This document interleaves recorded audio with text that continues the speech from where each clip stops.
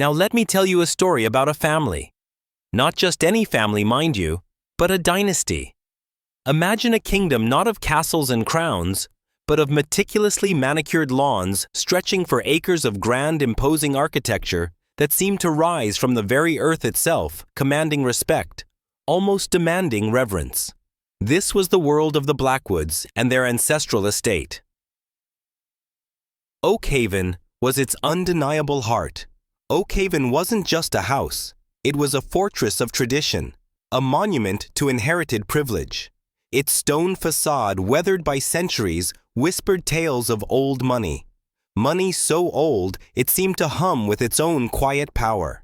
Inside, every piece of furniture, every painting, every intricate detail felt as if it had been carefully chosen not just for aesthetic appeal, but for its ability to silently declare, "We are the Blackwoods. We are above." This wasn't merely wealth. This was a legacy meticulously crafted and fiercely guarded, built on generations of financial acumen, shrewd investments, and social maneuvering that would make even the most seasoned politician blush. At the very top of this meticulously constructed pyramid sat Elias Blackwood, the patriarch. His presence alone commanded attention, a man whose every movement was calculated, every word precise, every tailored suit impeccable. His salt and pepper hair, perfectly coiffed, framed a face that rarely betrayed emotion, save for a flicker of shrewd assessment in his eyes. Elias had not just inherited a fortune, he had expanded it, pushing the family's influence into new frontiers of finance and real estate, cementing their place at the very pinnacle of society. Beside him, with an almost ethereal grace, was Eleanor Blackwood, the matriarch. Her quiet, unyielding presence was a force in itself. She embodied the refined elegance of old money, moving through society with an air of practiced poise, her silken dresses flowing around her like a second skin. Eleanor was deeply, irrevocably invested in the family's reputation, its continued prominence. For her bloodline and social standing weren't just details. They were the very foundation upon which their entire world was built. Think about some of the great American dynasties. The Astors, the Vanderbilts, the Rockefellers. These weren't just families, they were empires. And just like those titans of history, the Blackwoods guarded their lineage and reputation with an almost primal intensity. They understood perhaps better than anyone that true power wasn't just about how much money you had, but about how long you'd had it and how many generations had refined that wealth into an art form. It's a subtle distinction, isn't it? The difference between inherited wealth and earned wealth. And in America, that distinction, often invisible to the casual observer, can be a chasm. It defines unspoken rules, shapes social circles, and dictates expectations that can feel like unbreakable chains. And then there was David Blackwood, the heir apparent. From the moment he drew his first breath in the opulent master suite of Oakhaven, his path was predetermined. The finest school's exclusive clubs, a meticulous grooming process designed to mold him into the perfect successor.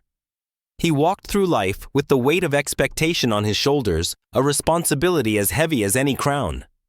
The unspoken contract was clear, etched into the very fabric of his existence. He would marry a woman of equal standing, someone who would not only uphold the Blackwood name with dignity and poise, but most crucially, possess the right lineage. This wasn't just about love, it was about legacy, a continuation of the bloodline that had so carefully guarded its purity. But what did David truly desire? That's the question that often plagues the gilded cage.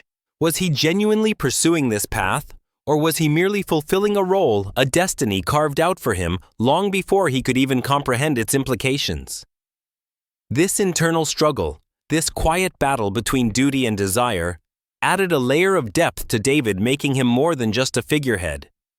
He was a son trapped by the very grandness of his inheritance. It's a common mistake, isn't it? One we often see played out in countless families across all social strata.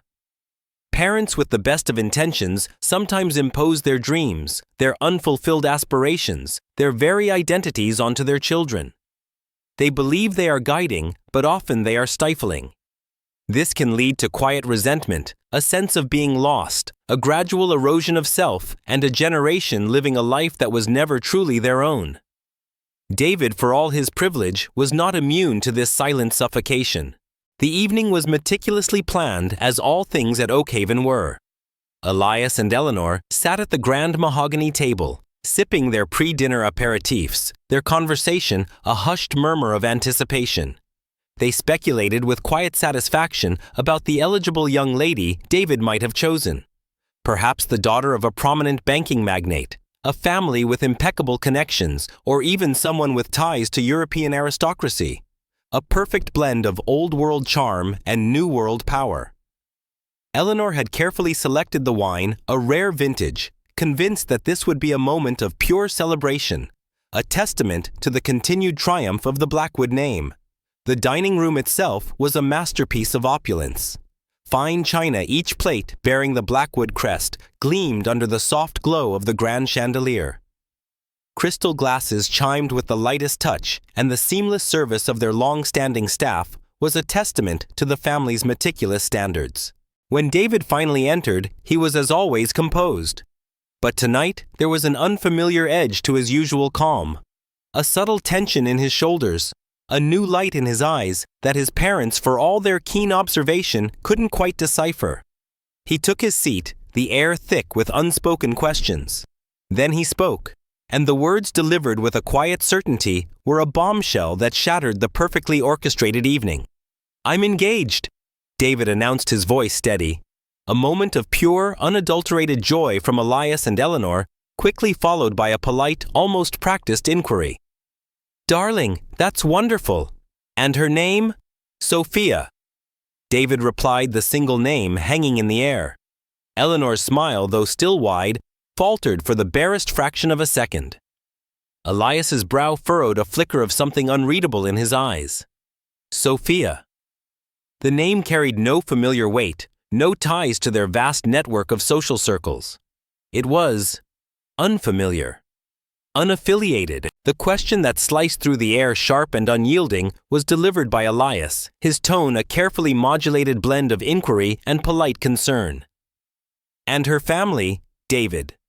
Which of our acquaintances might we know them from?" The question, seemingly innocent, was anything but. It wasn't about curiosity. It was about categorization. It was about placing Sophia, and by extension, David's choice, into the carefully constructed social hierarchy that the Blackwoods had so meticulously maintained for generations. And in that precise moment, a silence descended upon the grand dining room at Oakhaven, a silence that screamed volumes, setting the stage for a clash of worlds so profound, so utterly unexpected, that it would shake the very foundations of the Blackwood dynasty. A woodcarver. The words hung in the air of the Blackwood dining room, stark and almost defiant in their simplicity. David's confession, delivered with a quiet steadiness, had dropped like a stone into a perfectly still pond, rippling through the veneer of high society. Eleanor's polite smile, once so unyielding, seemed to crack a barely perceptible tremor at the corner of her lips.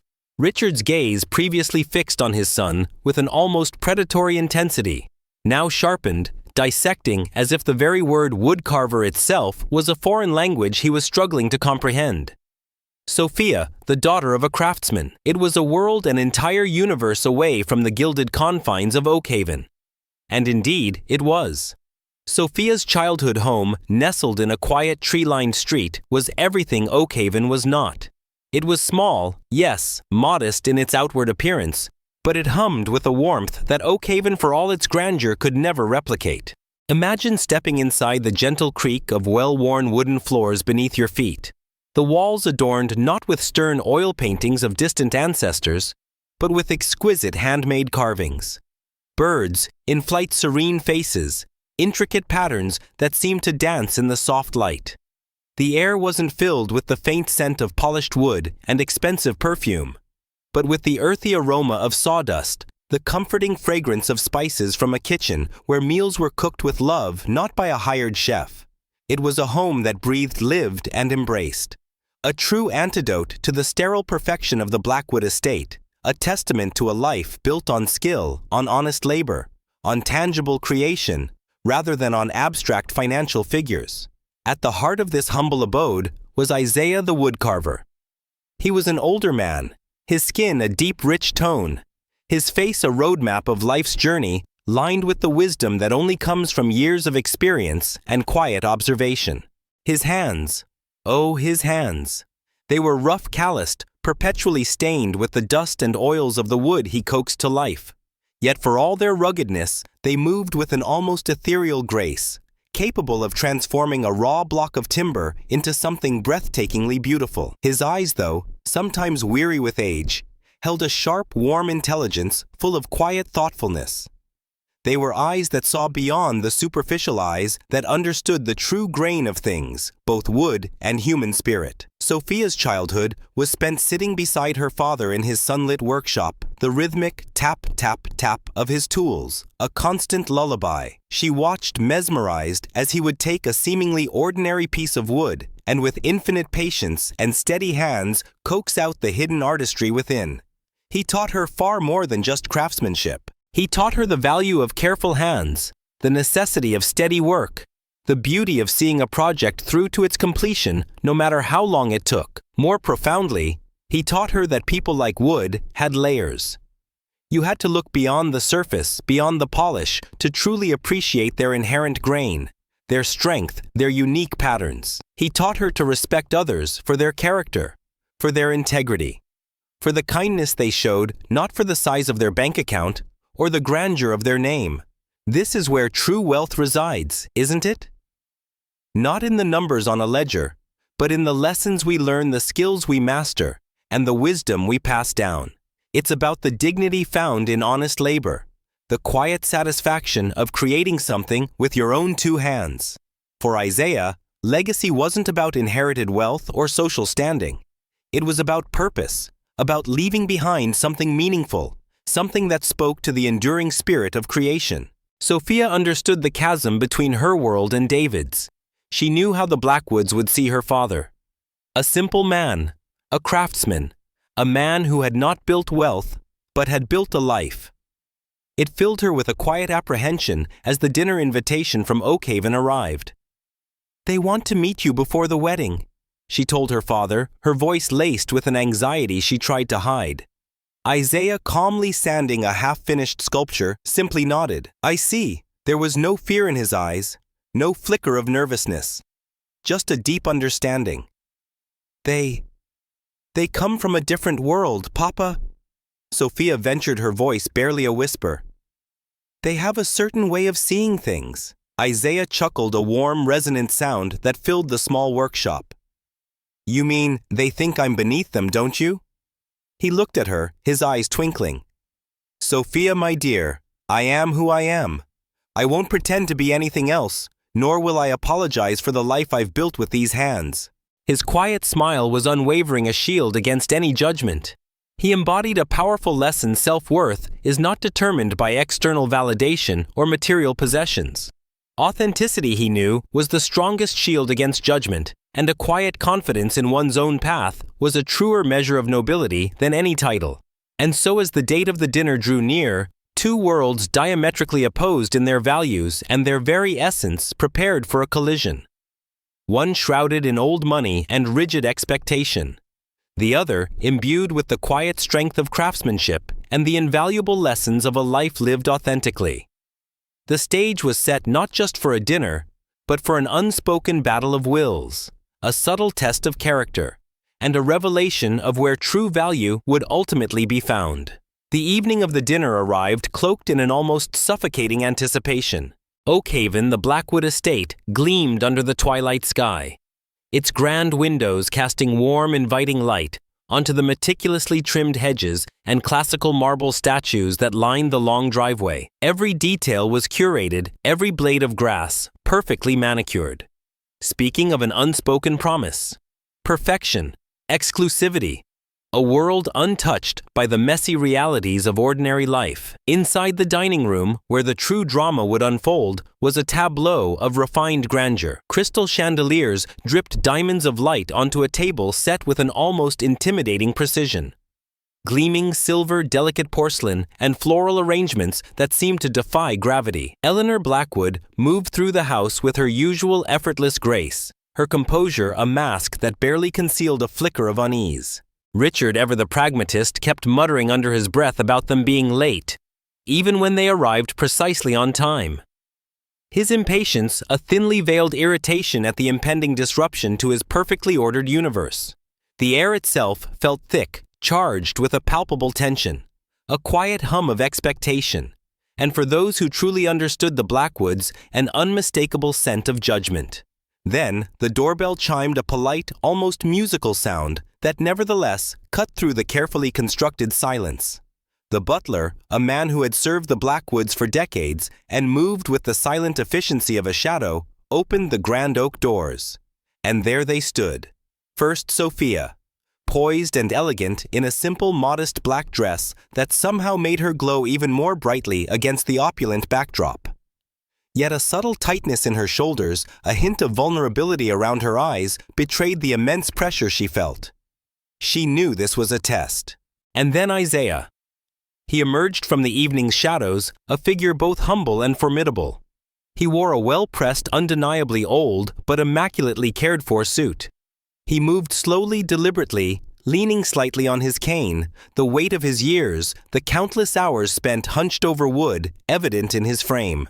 He was a man shaped by time and toil, by the tangible act of creation, stepping into a home where wealth had long shielded its inhabitants from such raw lived experiences.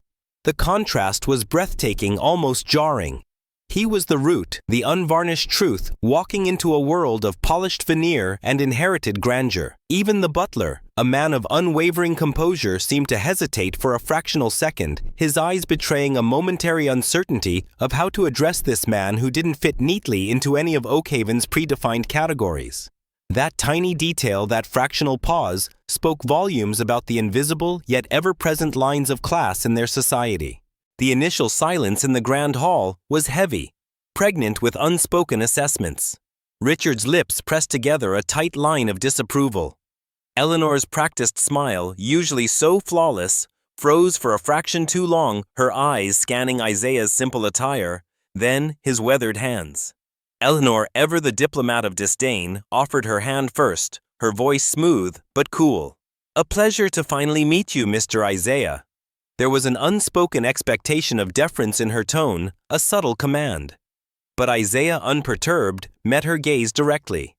His handshake was firm, warm, and utterly without the expected subservience. "Isaiah is fine," he said, his voice even carrying a quiet dignity that surprised Eleanor. It was a subtle act of rebellion, a refusal to be categorized by their rules. Richard, ever the more direct, then stepped forward, his grip on Isaiah's hand, just a bit too firmly, as if testing something unspoken, as if he could somehow gauge the man's worth, his true value, through the strength of his handshake. Then came the polite interrogation, a ritual perfected by the Blackwoods over generations. "David tells us you are a craftsman." Richard began, his tone casual, yet infused with a pointed curiosity.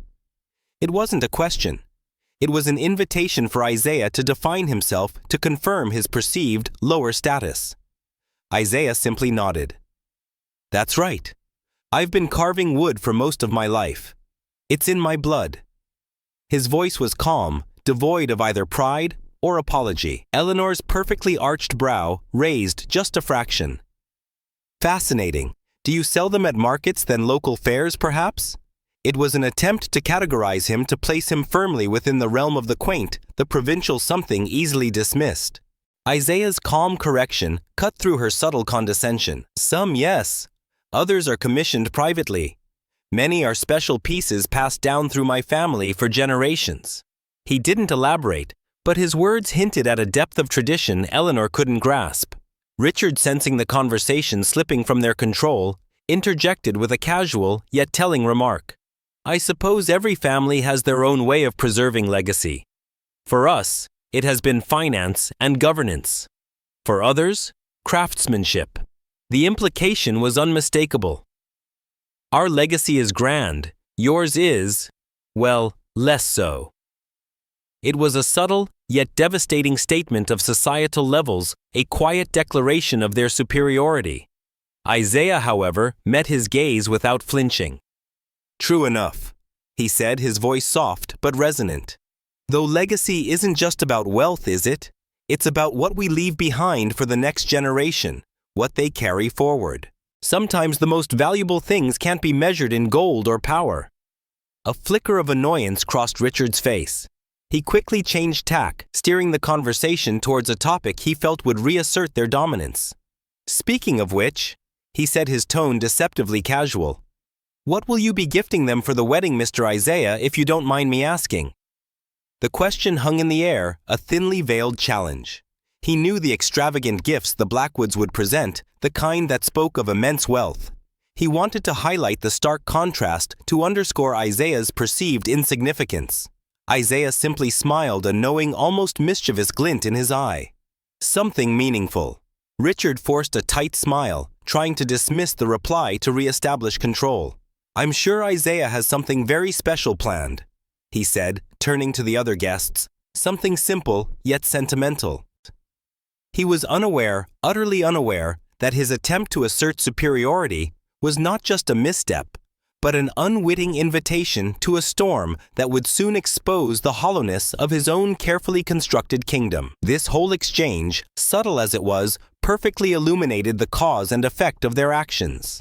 The Blackwoods' condescension, their need to categorize and diminish, was a direct result of their deeply ingrained classism, and a profound fear of anything that threatened their perceived status. They couldn't fathom a world where true value existed outside their gilded bubble. Yet Isaiah's calm resilience, his quiet refusal to be belittled, was a powerful counter-narrative. It was a masterclass in dignity, a testament to the fact that you don't need a loud voice or a grand title to command respect. And here's the unexpected twist, the ironic turn of fate. The Blackwoods, in their desperate attempt to assert their superiority, had unwittingly set the perfect stage for their own humiliation. They had challenged a man whose wealth was not in his pockets, but in his spirit. A wealth they were about to discover was far more powerful than any fortune. The dinner was not just a social event. It was a prelude, a tension-filled opening act, to a revelation that would leave them stunned, forcing them to confront the very measure of man they had so arrogantly dismissed. The stage was set, and the true measure of wealth was about to be unveiled. The weeks that followed that tense dinner at Oakhaven were a whirlwind, not of joyous anticipation, but of frantic, almost suffocating activity. It became painfully clear that the Blackwoods, reeling from the subtle challenge to their authority, had decided on a new strategy: control. They took complete and utter control of the wedding planning, seizing every detail, every decision with a cold, unyielding grip. The transformation was startling and heartbreaking for Sophia. What had once been envisioned as an intimate ceremony, a celebration of two souls uniting, was rapidly morphing into a grand spectacle, a meticulously choreographed display befitting their status, a statement of their dominance. Sophia's own voice, her quiet wishes for a simple, meaningful day, were drowned out in the flood of plans, preparations, and pronouncements. Her dreams for a backyard ceremony, a small gathering of loved ones, vanished under the relentless tide of Blackwood expectations. The quiet garden venue she'd dreamed of was swiftly replaced by a lavish, opulent ballroom in a prestigious downtown hotel, a venue chosen not for its charm, but for its sheer cost and exclusivity. The guest list, initially a modest gathering, swelled to over 200 influential figures, names that whispered of power and wealth, each one carefully vetted for their perceived importance to the Blackwood legacy. Every single detail, from the towering floral arrangements to the meticulously chosen linen, was curated not for Sophia's comfort or joy, but to reflect the untouchable splendor of the Blackwood name. It was chosen for elegance, for grandeur, for intimidation. Everything but true warmth. Sophia felt a profound exhaustion settle deep in her bones. She was no longer a bride. She was a mere accessory, a beautiful prop in someone else's extravagant play. Decisions were made without her input, her opinions casually dismissed, her hopes trampled underfoot by the relentless march of Blackwood etiquette. Her vibrant spirit, usually so resilient, began to dim. David, caught in the eye of this storm, was supportive, yes, but also undeniably caught. He was trapped between his fierce loyalty to Sophia and the unwavering, almost suffocating expectations of his parents. He'd try to reassure her, his voice gentle. "It's just one day, my love. One day, and then we'll be ourselves." But Sophia knew with a chilling certainty that this wasn't just about one day. This was about control, about dominance, about a very clear, very deliberate attempt to remind her and her father exactly where they stood in the grand hierarchy the Blackwoods upheld. It was a message delivered in crystal and silk that they were fortunate to even be present, let alone to have a say. This isn't just a story about a wealthy family. It's a reflection of how power dynamics often play out in family events, isn't it? How cultural expectations, often rigid and unspoken, can so easily overshadow personal desires, silencing voices that don't fit the mold. Many of us, regardless of our background, have felt this, haven't we? That subtle pressure, that feeling of being marginalized, of having our own hopes and dreams pushed aside in favor of someone else's idea of what's right or proper. It's a universal struggle, the fight to hold on to your own identity when powerful forces are trying to reshape you. Through it all, Isaiah watched. He observed his daughter, the girl who had once sparkled with effortless joy, now growing weary, her excitement dimming like a flickering candle. He listened to her frustrations, her quiet pleas to David, her attempts to reclaim some small piece of her own wedding. He remained silent, a quiet anchor in the brewing storm, knowing there were some battles a father could not, and perhaps should not, fight directly for his daughter. But Isaiah was a man of action, of quiet, profound contemplation. He understood that some forms of support transcend mere words or overt intervention. Late one evening, long after the city had fallen silent, Isaiah sat in his workshop. The single lamp cast long dancing shadows over the countless carvings that adorned the walls, each one a testament to patient skill and enduring spirit. In that quiet solitude, surrounded by the scent of sawdust and the legacy of his hands, a profound realization settled upon him. The Blackwoods, he understood, measured worth in wealth, in possessions, in grand facades. Legacy to them was a balance sheet, a towering financial empire. But Isaiah knew better. He knew with a certainty that had been honed by generations of his ancestors that legacy was not something that could be measured in gold or marble halls. It was not dictated by bank accounts or social standing. No legacy was carried in the lessons passed from parent to child. It was woven into the traditions preserved through generations, not in a museum, but in the living, breathing actions of families. It was found in the quiet strength of those who refused to be broken, to be diminished by the arrogance of others. This was the true inheritance, the wealth that could never be stolen, never depreciated, never bought or sold. In that moment, a sacred decision formed in his heart. He would give Naomi and David a gift unlike any other, something that truly could not be bought, could not be replicated by any amount of money, and most importantly, could not be dismissed as insignificant, no matter how hard the Blackwoods tried. He reached for an old, beautifully carved wooden mask tucked away in a place of honor. It was rich in detail, polished to a flawless sheen by generations of loving hands. This was more than just an artifact. It was a piece of history, a living legacy passed down through his family for centuries. His own father had given it to him on his wedding day, whispering words that Isaiah now remembered with absolute clarity. This is more than wood. This is the hands of those who came before us. This is the wisdom of our ancestors.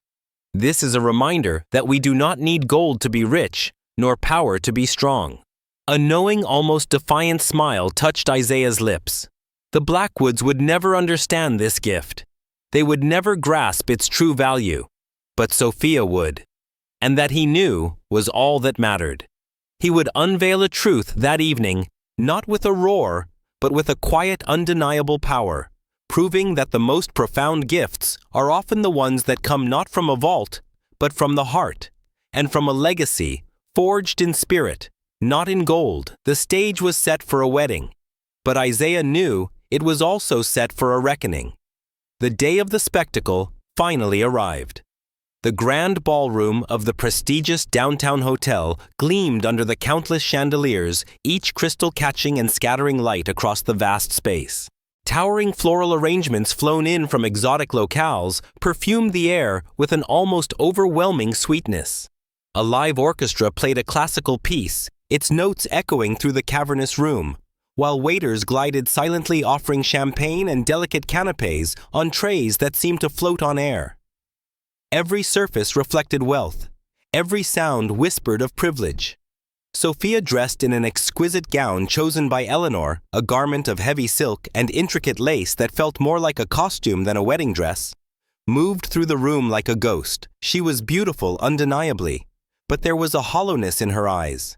She felt like a performer in someone else's play, every step, every smile rehearsed and unnatural. She looked in the mirror that morning and barely recognized the woman staring back at her, a stranger adorned in the trappings of a world that wasn't hers. Amidst the gleaming facades and glittering guests, Isaiah stood a quiet anchor in the dizzying chaos. His modest yet dignified suit, meticulously pressed, seemed to absorb the frantic energy of the room, his presence a calm counterpoint to the surrounding opulence. He watched Sophia, a silent sorrow in his wise eyes, knowing the battle she was fighting within herself. Before the ceremony began, Sophia found a quiet moment to approach him. "Are you all right, Papa?" She whispered, her voice barely audible above the orchestral swells. Isaiah met her gaze, a deep understanding passing between them. "I'm exactly where I need to be, my dear," he said, his hand gently squeezing hers. "And so are you. Don't let them make you forget why you're here. Don't let them steal your joy." His words were a lifeline in a sea of superficiality. The ceremony itself was flawless, a perfectly executed theatrical production. Vows were exchanged. Rings slipped onto fingers, applause rippled through the room. It was all so grand, so beautiful, so utterly devoid of the warmth Sophia craved. Then came the dinner, a lengthy affair, designed to showcase the Blackwoods' impeccable taste and formidable guest list. The subtle tension that had begun at the family dinner weeks ago now thickened, almost palpable. Lingering glances, hushed whispers, directed towards Isaiah, followed him like shadows. The Blackwoods' strategy was clear. They would politely introduce Isaiah, ensure he remained a peripheral figure, an afterthought in the grand scheme of their flawless event. But as the courses progressed, the contempt, though subtle, began to fester. A wealthy guest, his voice dripping with condescension, leaned across the table. "So, Mr. Isaiah, I hear you're a craftsman." It wasn't a question, but a veiled challenge delivered with a smug, knowing smile. The questions that followed were like tiny stinging darts. "Fascinating. I imagine that must be fulfilling work." "So, rustic," another guest chimed in. "And what sort of work do you do exactly? Furniture, I assume, or trinkets for tourists?" They were trying to categorize him, to put him in a box, to diminish his skill to something quaint and insignificant. Isaiah, ever composed, met their gazes with quiet dignity. He spoke of his sculptures, his masks, his carvings, pieces imbued with generations of history and profound personal meaning. But his words seemed to fall on deaf ears, bouncing off the polished surfaces of their ignorance. Richard, sensing the conversation veering into territory he couldn't control, tried to intervene, his voice sharp. "My dear, I believe the dessert is being served." But it was too late. The challenge had been laid. The ultimate jab came from an elegant woman dripping in diamonds who smiled sweetly at Isaiah. "Speaking of which, Mr. Isaiah," she purred, her eyes sparkling with malicious amusement, "what sort of gift does a craftsman bring to a wedding like this?" It was a deliberate jab, a test of the unspoken divide, a demand for him to acknowledge his place. The room went silent, a collective holding of breath. Isaiah simply looked at her, his expression unreadable, a faint, knowing smile playing on his lips. "Something meaningful," he said, his voice carrying clearly across the table. Richard forced a tight, brittle smile, trying to dismiss the reply, to quickly redirect the attention. "I'm sure Isaiah has something very special planned," he announced to the room, his tone overly bright. "Something simple yet sentimental, I'm sure." He thought he had diffused the situation. He was utterly unaware of the storm brewing, a storm that would expose the very core of their hypocrisy. The time for gifts arrived. One by one, beautifully wrapped boxes bearing the insignia of the world's most luxurious brands were presented. Extravagant diamond jewelry, rare pieces of art, even deeds to vacation properties in exclusive locations. Each gift was met with oohs and ahs, with murmured praises of exquisite taste and unparalleled generosity. Then, a simple, unassuming bundle was brought forward wrapped in dark plain cloth. No gleam of satin, no ribbons, no telltale signs of wealth. Eleanor's eyes flickered with a barely perceptible expression of disdain as the package was placed before Naomi and David. Sophia's fingers, trembling slightly gently, undid the knot of the dark cloth. And there it was. Not gold, not jewels, not land, but a beautifully carved wooden mask, rich in intricate detail, its surface polished to a flawless sheen that seemed to glow with an inner light. It was a face serenely powerful, carved with a wisdom that transcended time. A quiet chuckle rippled through the room, an amused smirk here, a perfectly arched brow hiding a laugh there. A mask. A carved wooden mask. At a wedding of such opulence and grandeur, it was absurd, amusing, almost pitiful. Eleanor's fixed smile remained, but it shadowed a polite discomfort, a fleeting glimpse of embarrassment. Richard's face was a mask of strained politeness, but his eyes, sharp and judgmental, betrayed his true feelings. They thought they had seen the full extent of Isaiah's humble offering. They thought it was a joke, a symbol of his place. But they had no idea that this simple wooden mask was about to become the most powerful truth-teller in the room, ready to unmask the very hypocrisy of their high society. The quiet laughter would soon die, replaced by a stunned silence that would truly unveil the measure of every person present. The polite chuckles died. The amused smirks vanished. In the grand echoing ballroom where the air had been thick with the clinking of crystal and the murmur of self-congratulation, a profound silence descended. It wasn't just a quiet. It was a hush that felt like a physical weight pressing down on every silk-clad shoulder, silencing every whispered judgment. The mask, simple and unassuming in its wooden beauty, had just been unveiled, and suddenly the room was forced to confront a truth it hadn't prepared for. Isaiah, moving with a deliberate grace that commanded attention without demanding it, slowly rose from his seat. The eyes of every guest, from the most influential to the most gossipy, were drawn to him. He walked towards the table where Sophia and David sat, his presence filling the vast space. He placed a hand calloused and wise on the beautiful wooden mask. This mask, his voice, though even carried with a profound power, cutting through the lingering awkwardness, has been in my family for generations. It was carved by my great-great-grandfather, a master craftsman, from a time when skill, patience, and meaning were the true measures of a man's worth. The shift in the room was palpable. Amusement faltered. The easy condescension which had been so quick to dismiss him began to curdle into discomfort, then a dawning comprehension. The laughter that had begun to ripple through the room choked and died, replaced by a stunned, almost embarrassed silence. This mask, Isaiah continued, his gaze sweeping across the stunned faces, was given to my father on his wedding day, just as his father before him received it. It is a symbol of legacy, of history, of the wisdom passed down from parent to child, from generation to generation. It is not gold. It is not encrusted with jewels, but it carries the hands of those who came before us. It carries their spirit, their resilience, their unwavering belief in what is truly valuable. His words were a quiet force, a powerful sermon delivered without a pulpit. He turned to Sophia and David, his eyes softening, filled with an overflowing love.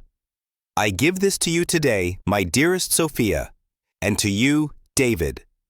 Not because of its worth in money, for that is fleeting, but because of its worth in meaning. Because love, family, and true legacy are not things that can be bought, cannot be inherited by mere accident of birth. They are things that must be earned, nurtured, and honored. In that profound silence, a new sound emerged. A creak of a chair. David Blackwood, the heir of Oakhaven, slowly rose. He reached out his hand, trembling slightly, and gently, almost reverently, lifted the mask. He held it up, allowing the soft ballroom lights to catch its intricate details. His gaze swept over the stunned faces of his parents, then back to Isaiah. "This," David declared, his voice firm, unwavering, a new strength resonating in its tone. "This is the most valuable gift we've received tonight." The room plunged into an even deeper hush. The quiet embarrassment on some faces morphed into outright shame. Eleanor's fixed smile completely vanished, replaced by a look of bewildered dismay. Richard's jaw clenched so hard, a muscle twitched in his cheek. Sophia, tears brimming in her eyes, reached out and took her father's hand. A silent acknowledgement of his triumph, her own spirit revitalized. Isaiah finally truly smiled. Isaiah then looked out at the assembled guests, his gaze encompassing every opulent detail of the room. He wasn't speaking to them directly, but to the very essence of their carefully constructed world. A legacy is only as strong as those who choose to carry it forward. He pronounced, his voice still gentle, yet imbued with an almost prophetic weight. What you inherit in life is not what makes you rich. It is what you pass on that truly defines you. The stunned silence deepened. The Blackwood's grand ballroom filled with wealth beyond measure, with human beings dripping in diamonds and social status, suddenly felt utterly small, insignificant in comparison to the immense weight of Isaiah's words. Their world, built on exclusivity and material gain, was being quietly, undeniably undermined. Richard's bristling pride, the core of his very being, was exposed. His mind, accustomed to dominating every negotiation, every social exchange, now reeled utterly at a loss. Eleanor's lips tightened, her composure finally shattered. The sheer power of Isaiah's presence, standing in a room full of aristocrats without raising his voice, without resorting to grand gestures, was undeniable. He had exposed the hollowness at the core of their perceived superiority. Richard, regaining a sliver of his composure, managed a strained, forced acknowledgement. "A remarkable history. That is commendable, Mr. Isaiah." Isaiah met his gaze. "It is more than commendable, Mr. Blackwood." He countered, his voice firm. "It is unbreakable. Unlike fortunes that can be lost, or reputations that can crumble." Sophia, emboldened by her father's strength and David's unwavering support, stepped forward, her eyes shining. "Yes, he does value tradition," she said, her voice clear, addressing her new in-laws directly. "Because some traditions hold more value than wealth ever could. Some legacies are built on something far more enduring than money." And then David, with a newfound courage that had been simmering beneath the surface, delivered the final, most impactful blow. "I've spent my life," he said, looking at his parents, "surrounded by things that are supposed to represent power, status, wealth. I've been told these are the things that matter. But I've realized something tonight. Wealth fades, status is temporary. Power is an illusion. It can be taken away. But this," he lifted the mask slightly, a symbol of profound truth. "This means something real. This is something that truly endures." Richard's face flushed a deep red, his pride wounded to its core. Eleanor simply stared, her perfectly crafted world cracking around her. Isaiah, seeing the truth sink in, offered one final profound thought, his gaze sweeping over the room. "And yet, the wealthiest empires fall. The strongest legacies are the ones carried in the hearts of people, not in the numbers on a bank ledger." He paused, allowing his words to echo in the sudden profound silence. "We all choose what we leave behind. The question is whether it will be remembered, truly remembered, for its true value." And in that moment, a surprising voice cut through the tension. An older guest, a man with sharp, intelligent eyes who had quietly observed the entire exchange, chuckled softly. "You know," he mused, looking directly at Richard, "I've spent a lifetime buying things I thought would make me feel important, things that would impress. And yet, I don't own a single thing, not a single piece of art, not a single jewel, with the kind of history, the kind of soul that mask carries. True wealth indeed." He nodded to Isaiah, a gesture of profound respect. Suddenly, The truth of Isaiah's words, the undeniable power of his humble gift, hit home for many. It was a stunning twist, a realization that flipped their entire world upside down. The Blackwoods, who had prided themselves on their abundance, on their ability to buy anything, suddenly felt for the very first time that they were the ones who had nothing of true lasting value to offer in return.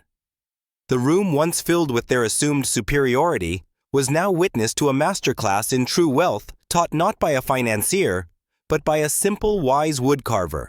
Their grand illusion had been shattered, and in its place, the quiet, undeniable truth of an unbroken legacy. The evening carried on, but the mood in the grand ballroom had shifted irreversibly. The crisp, haughty air, once so tightly controlled by the Blackwoods, had been pierced by a truth so profound, so undeniable, that it left many of the high society guests reeling. The shallow bravado that had colored conversations earlier now evaporated, replaced by a quiet introspection. No longer were discussions dominated by stock portfolios, summer homes, or the latest society gossip. Instead, you could hear murmurs about heritage, about meaning, about what truly lasts. Some guests surprisingly even approached Isaiah. Tentatively at first, then with genuine curiosity. They asked about the craftsmanship of the mask, about the stories of his ancestors, about the techniques passed down through generations. They weren't feigning interest. They were listening, truly listening, in a way they had not before. It was as if Isaiah had opened a window in their gilded cage, allowing a fresh, bracing current of authenticity to sweep through. Richard and Eleanor, however, remained withdrawn. They sat at their table, a tableau of quiet defeat, processing what had unfolded. Their faces, usually so composed, now bore subtle lines of bewilderment, perhaps even a hint of shame. Their meticulously constructed world had been shaken not by a hostile takeover or a financial crisis, but by a simple wooden mask and the undeniable truth it represented. They who prided themselves on their discernment had been outmaneuvered by dignity, not dollars.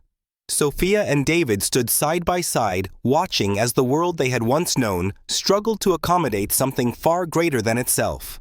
Sophia's hand found David's, a silent testament to their shared victory. Their bond forged anew in the crucible of that evening. David, who had once felt suffocated by the expectations of his lineage, now stood taller, his shoulders broader, his eyes clear. He had found his true north, guided by a compass far more reliable than wealth. This entire night had been a moment of profound accountability, a testament to how truth and authenticity can disrupt even the most entrenched systems of power and pretense, forcing those who rely on superficial measures of worth to confront their own emptiness. As the night came to an end and guests began to drift away, Isaiah prepared to leave. Sophia embraced him tightly, burying her face in his shoulder. "Thank you, Papa," she whispered, her voice thick with emotion. "Thank you for everything."